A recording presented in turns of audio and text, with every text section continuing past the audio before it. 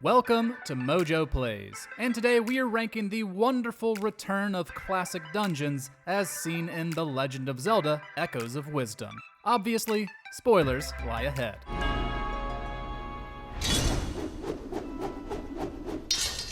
But before we begin, we publish new content all week long, so be sure to subscribe and ring the bell to get notified about our latest videos. Number 8. Southorn Ruins.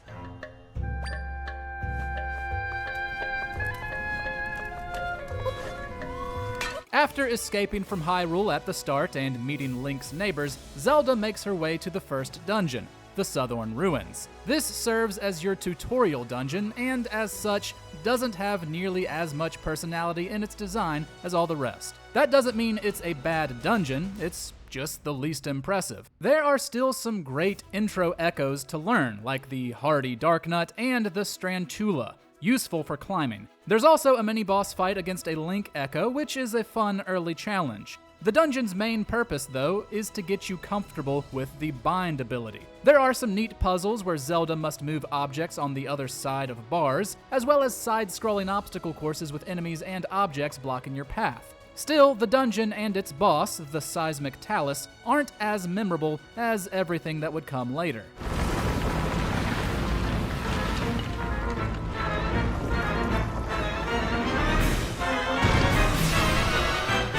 Number 7. Null's Body.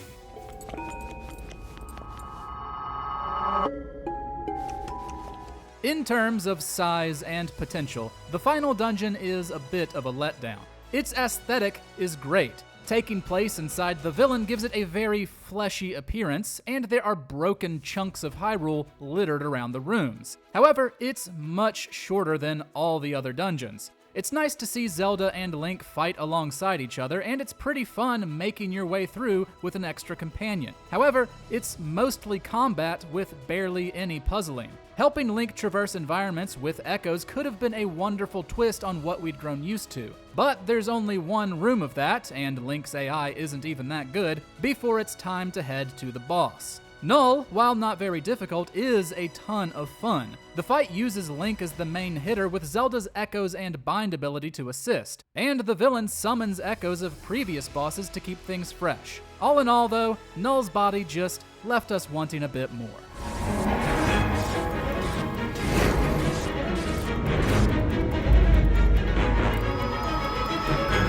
Number 6. Jabul Ruins.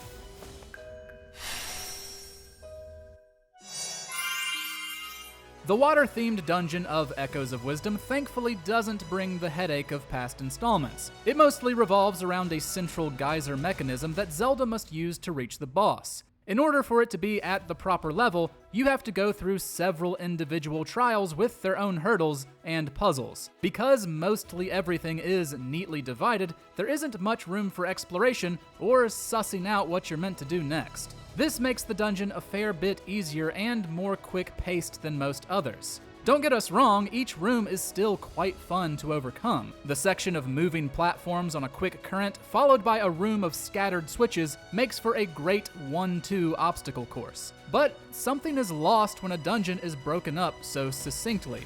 Additionally, its underwater boss fight against Vocavore is one of the weaker in the game, as it severely limits your echoes and doesn't have a very unique moveset.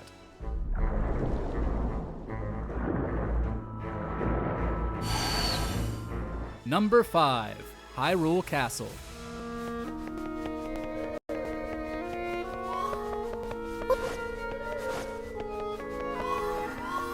At the midway point of Echoes of Wisdom, Zelda returns home to free the castle and her people from a massive void. Inside Hyrule Castle, it feels like danger lies around every corner. That's primarily thanks to the use of stealth sections, where Zelda must sneak past echoes of guards. While stealth can be annoying in some action-adventure games, it isn't here. Because Zelda has so many options on how to tackle any situation, you've got a lot of variety to choose from. This dungeon doesn't offer many puzzles, which loses it a few points for balancing, but it does have some tense obstacles and enemies to challenge you, which of course leads to very useful echoes like the Gust Master and the Ball and Chain Trooper. The final boss is a great refresh on Ganon's classic appearances, and is the longest fight up to this point in the story, making it feel appropriately climactic.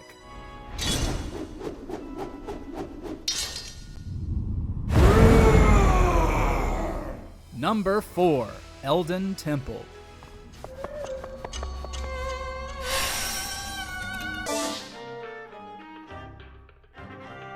If we were ranking dungeon themes, Elden Temple would come out on top.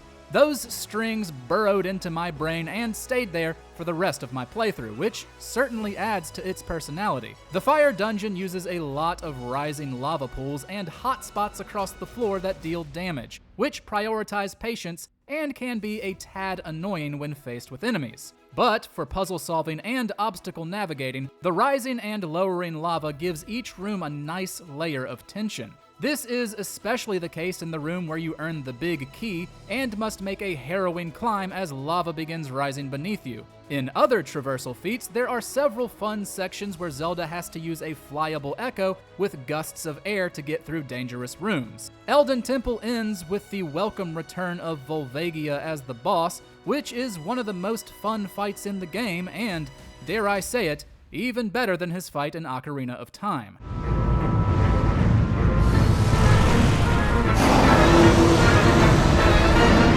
Number 3. Lanayru Temple.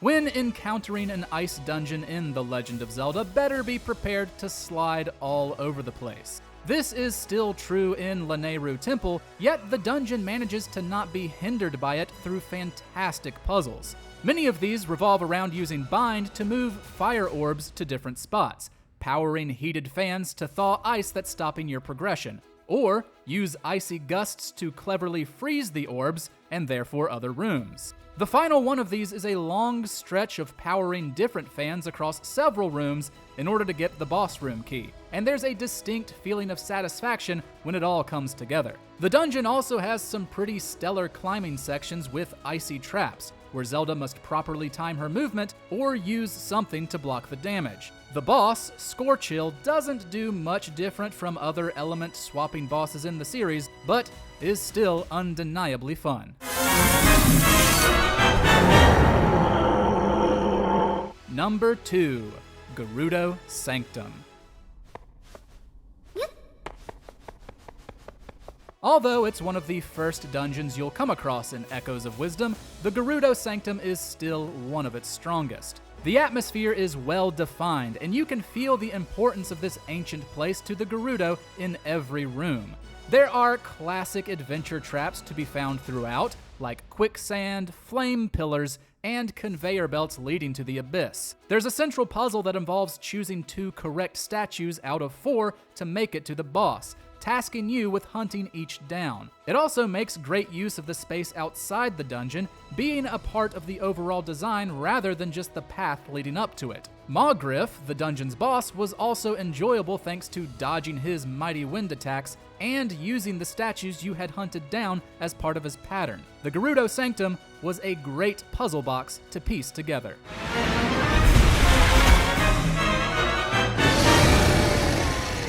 Number 1. Fen Temple.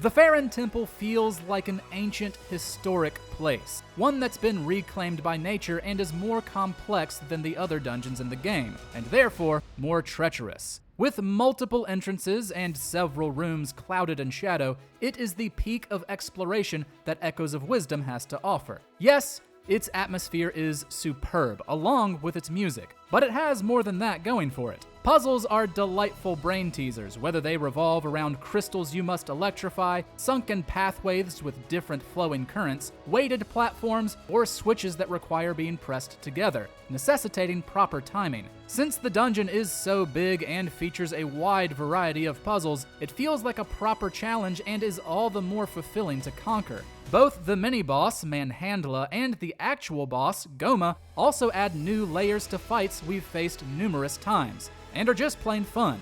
Simply put, Fen Temple is Echoes of Wisdom at its best.